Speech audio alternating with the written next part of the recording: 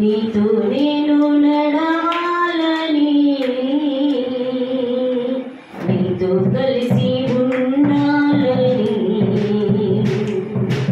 ఆశయ, చిన్న ఆశయ యేసయ్య, నీతో నడవాలని ఆశయ, చిన్న ఆశయ యేసయ్య, నీతో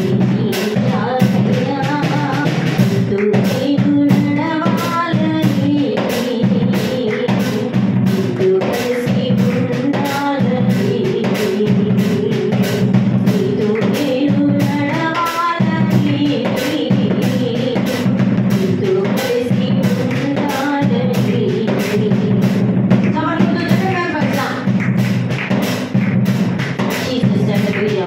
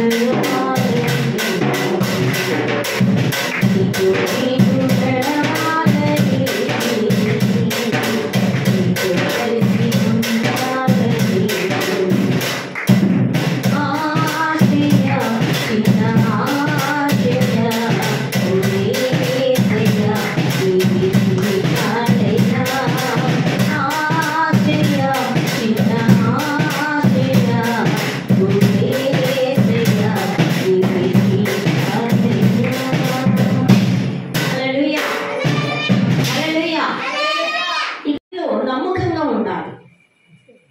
ఆయన పనిలో మనము నమ్మకంగా ఉండాలి. చూడండి, ఇక్కడ అంచున్నాడు, ఏమని చెబుతున్నాడంటే, విశ్వాసము మనిషిని దేవుడు ఎత్తి ఏంటిదట నిలుపుతాడట, మనల్ని ఎత్తి నిలుపుతాడట. మన విశ్వాసంలో ఎప్పుడైతే నిష్ట కలిగి మనం ఉంటామో, ఎప్పుడైతే నిష్ట కలిగి ఉంటామో, దేవుడి పనిలో నిష్ట కలిగి ఉంటామో, అప్పుడు మన విశ్వాసంలో మరి ఏంటిదని ఎత్తి చూపడం ప్రారంభిస్తూ ఉంటాడట. ఇక్కడ చూసినట్లయితే మన యొక్క కుటుంబ జీవితంలో కూడా కొన్ని విషయాలలో ఒకసారి జ్ఞాపకం చేసుకో. ప్రియులారా, నీవు దేవుడిలో మంచి నిష్ట కలిగి ఉన్నప్పుడు ఏం చేస్తాడంటే, మన కుటుంబంలో, సేవలో, ఉద్యోగంలో, మరి అదేవిధంగా మరి రోజువారీ పనులన్నిటిలో ప్రభావితం చేసి ఒక ఆశీర్వాదకరంగా నీకు నిలుపుతాడంట. నీకు ఆశీర్వాదకరంగా నీవు ఉండాలి అని అంటే దయచేసి అటు ఇటు పోకండి, దేవుని వాక్యానికి లోబడి ఉందాం. అందుకోసరికే మన యొక్క హడావుడి వద్దండి. ఎందుకు హడావుడి? ఇది తీయకపోతే మనకు జరగదా? అవసరం లేదు. దేవుని వాక్యానికి మనం దేవుని వాక్యాన్ని ఇంట్రెస్ట్ కలిగి మనం విందాం, దేవుని వాక్యానికి లోబడదాం. ఇప్పుడు చూడండి, ఏమని అంటున్నాడు, నీవు కుటుంబంలో ఆశీర్వదింపబడాలన్నా, మరి నీవు సేవలో అభివృద్ధి కావాలన్నా, నువ్వు ఉద్యోగంలో అభివృద్ధి కావాలన్నా, నువ్వు రోజు చేసే పనులలో ఆశీర్వదింపబడాలన్నా కూడా నువ్వు ఏం చేయాలి? ఒక పనిని దేవుని యొక్క పని అంటే ఏ పని అయినా కానీ దేవునిలో సేవలో నువ్వు ఏ పని చేసినా, చిన్న పని చేసినా అది ఆశీర్వాదకరమే ఎంచున్నారు. అది ఆశీర్వాదకరమే ఎంచున్నారు. చూడండి, నీవు వీటిలలో నీవు ఆస్వాదింపబడాలంటే, నీవు ప్రభావితము కావాలి అని అంటే మరి నువ్వేం చేయాలి? ఒక దేవుడు నీకు ఇచ్చిన బాధ్యతలో ఏంటిది? నమ్మకం కలిగి ఆయన పని చేయాలి. అప్పుడు దేవుడు నిన్ను నన్ను చూసి సంతోషిస్తాడంట. చూడండి, యెరూషలేము ప్రాకారము కూలిపోయినప్పుడు మరి నెహెమ్యా కన్నీరు కారుస్తూ ఒక నిష్ట కలిగి ఆ పని నిమిత్తమే ఆయన ప్రార్థన చేయడం ప్రారంభించున్నాడు. అక్కడ అందరు ఇశ్రాయేలు ప్రజలు రావడం కాదు, వాళ్ళందరినీ ఎవరిని కూడా చూడలేదు. ఏంటిది? ఆయన గురి యొద్దకు పరిగెత్తి ఉన్నాడు. ఎవరి? దేవుడి యొక్క సన్నిధానంలో మోకరించి ప్రార్థన చేయడం ప్రారంభించున్నాడు. మనుషులను చూడలేదు, ఆయన దేవుడిని చూశాడు. దేవా, మరి ఈ ప్రాకారాలు కూల్చబడి ఉన్నాయి, మరి నీవు అయ్యా నీవు ప్రేరేపించి నీవు మందిరాన్ని, ఈ శిథిలమైన మందిరాన్ని కట్టించు అని ఆయన ఒక నిష్ట కలిగి ప్రార్థన చేయడం ప్రారంభించి ఉన్నాడు. నీవు నేను మరి మన యొక్క సంఘంలో ఇలాంటి పరిస్థితి, ఇలాంటి సిచ్యువేషన్ ఉన్నప్పుడు నువ్వు ప్రార్థన చేస్తున్నావా? ఒక నిష్ట కలిగి ఒక పనిని నేను తప్పకుండా ఈ యొక్క ఇన్ని గంటలు నేను కూర్చుండి దేవుడి యొక్క సన్నిధానంలో నేను వెళ్ళి ప్రార్థన చేస్తాను, నా వంతు బాధ్యత నేను తీసుకుంటానని అంటారా? నీకు ఇష్టం వచ్చినప్పుడు నువ్వు వస్తావు, నువ్వు ఇష్టం వచ్చినప్పుడు దేవుడిని ఆరాధించడం ప్రారంభిస్తావు. ఏంటి నీకు దేవుడు నిన్ను దీవించమనంటే, నీ ఉద్యోగంలో, నీ కుటుంబంలో, నీ యొక్క మరి ప్రతి విషయంలో నిన్ను దీవించాలంటే ఎలా దీవిస్తాడు? నువ్వు చదువుకోండి. నువ్వు ఆలోచిస్తున్నావా? నువ్వు ఒక్కసారి ఆలోచించు ప్రియ సహోదరి సహోదరుల.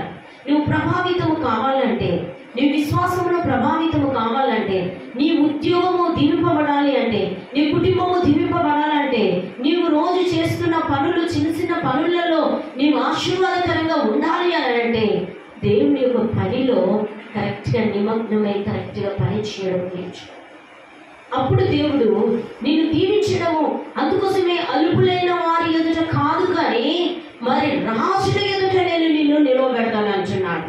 ఈ చిన్న మందలో కాదు నిన్ను నిలవబెట్టేది, నిన్ను గొప్ప మందలో నేను నిన్ను నిలవబెడతాను. ఎప్పుడు?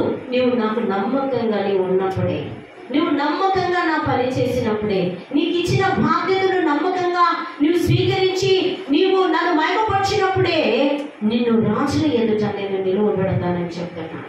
ప్రియ సహోదరి సహోదరులారా, ఈ వాక్యము తెలియకనే మనము చాలా మంది దేవుణ్ణి ఆరాధించలేకపోతున్నారు. కాబట్టి నీవు ఆ విధంగా నిపుణత కలిగి నీవు ఉండడం నేర్చుకోవాలి. దేవుడు మొదటగా చూస్తాడు మన పని పట్ల బాధ్యత ఏ విధంగా ఉంది. దేవుడు చూసేది ఏంటి తెలుసా? నువ్వు చేస్తున్న పనిలో నమ్మకంగా బాధ్యత కలిగి చేస్తున్నావు. ఇది నా పని, ఇది ప్రసన్నక పని కాదు, పాస్టర్ పని కాదు, పాస్టర్ పని కాదు. ఇది ఎవరి పని అండి? జీవం కలిగిన యేసయ్య పని ఎంచున్నది, దేవుడి యొక్క పని ఎంచున్నది. మనం అందరం ఇందులో పాత్రులమై ఎంచున్నాము. అందరము దేవుని యొక్క రాజ్యాన్ని కట్టడానికి, అందరము దేవుని స్తుతించడానికి వచ్చి దేవుని మహిమపరుస్తున్నాం మనం అందరం. ఇది ఎవరు గొప్ప కాదు, ఎవరు అది కాదు. ఇక్కడ దేవుని యొక్క పనిని నువ్వు బాధ్యతగా నమ్మకంగా చేయడం ప్రారంభించాలి. నాకు ఇచ్చిన్నాడు తలాంతు, నాకు ఇచ్చిన్నాడు. ఏంటిది? పాటలు పాడే తలాంతు ఇచ్చాడు, నేను ప్రార్థించే తలాంతు నాకు ఇచ్చాడు. మరి దేవుని యొక్క సన్నిధికి వెళ్ళి దేవుని ప్రార్థన చేసి మోకాల మీద ఉండి ప్రార్థన చేసే తలాంతు ఇచ్చాడు, నాకు మ్యూజిక్ ప్లే చేసే తలాంతు ఇచ్చాడు. నేను ఏం చేయాలి? బాధ్యత అనేది మనిషికి అవసరమై ఉంటున్నాను. దేవుడు ఏం చూస్తాడట? ఏం చూస్తాడట చెప్పండి, ఇటు చూడండి నన్ను. ఏం చూస్తాడట? ఏం చేస్తాడట చెప్పండి?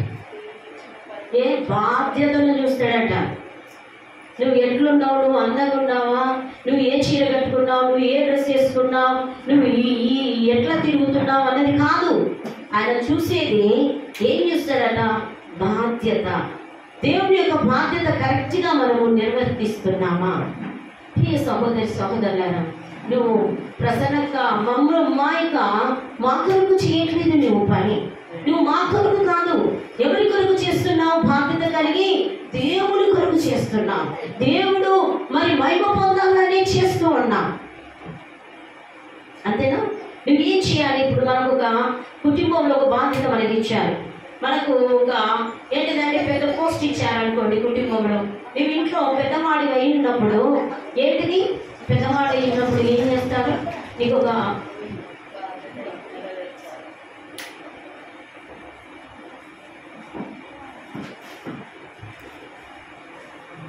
నీతో నేను